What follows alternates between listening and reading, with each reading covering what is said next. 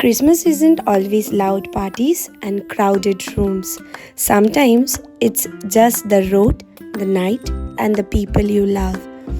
Hello everyone, welcome back to my another new mini vlog and wishing you all a Merry Christmas.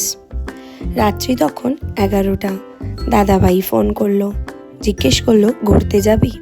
আমরা জিজ্ঞেস করলাম কোথায়? বললো জানি না। ব্যাস আর কে দেখে আমাদের ডিনার সেরেই চটপট রেডি হয়ে বেরিয়ে পড়লাম।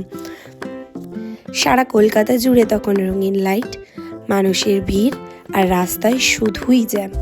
এই ভিড় আর জ্যাম এড়াতেই আমরা চলে গেলাম রাতের কুয়াশায় ঢাকা ফাঁকা কল্যাণী হাইওয়েতে। এতটাই ঠান্ডা সেদিন ছিল যে একটু গরম কিছু ছাড়া আর চলছিল না, তাই দাঁড়িয়ে পড়লাম একটা চায়ের দোকানে। কোনো ডেস্টিনেশন ছাড়া ঘুরতে বেরোনোর মজাটাই আলাদা, যখন তখন যেখানে খুশি চলে যাওয়া যায়। ঘড়ির কাঁটায় প্রায় 2:30 বাজে আর আমরা চললাম তখন কৃষ্ণনগরে সরপুরিয়া আর সরভাজা খাওয়ার উদ্দেশ্যে।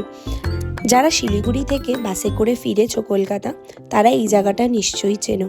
এটা ছিল শঙ্কর মিষ্টান্ন প্রতিষ্ঠান, আর এখানে সরভাজা আর সরপুরিয়াটা ভীষণ ভালো খেতে হয়, তাই আমরাও সেখানেই চলে গেলাম। ভীষণ ভিড় ছিল বলে আমরা কিছুক্ষণ বাইরে ওয়েট করে চলে গেলাম ভেতরে আর নিয়ে নিলাম সরভাজা আর সরপুরিয়া, যার জন্য এত দূর থেকে আসা আমাদের।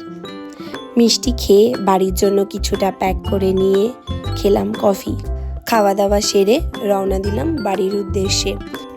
ঘড়ির কাঁটায় তখন ভোর 6টা, চোখ ভর্তি ঘুম। আর এভাবেই শেষ হলো আমাদের ক্রিসমাস নাইটের লং ড্রাইভ, ভিড় এড়িয়ে কুয়াশা ভেদ করে চা আর মিষ্টির সাথে।